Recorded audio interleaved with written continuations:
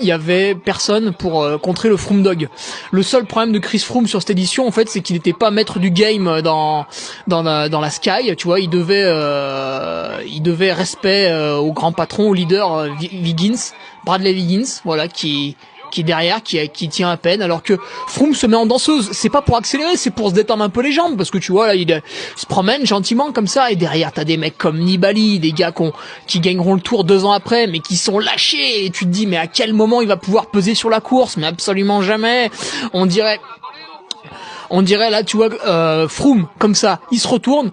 Cette impression de facilité, c'est un petit peu comme quand t'as un terroriste qui rentre dans une église, en fait. On sent tout de suite que ça va vite basculer en faveur de l'extrême.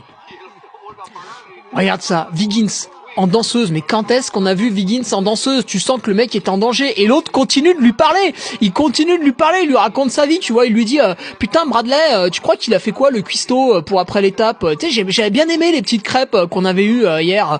Et l'autre derrière, il est là, il peut pas répondre, tu vois. T'as l'impression il va crever, comme quand tu vas promener un teckel et puis t'oublies qu'en fait c'est un teckel et qu'il peut pas se promener longtemps. Alors devant t'as toujours mon Valverde, mais regarde l'écart fond alors que Chris Froome a les mains appuyées sur les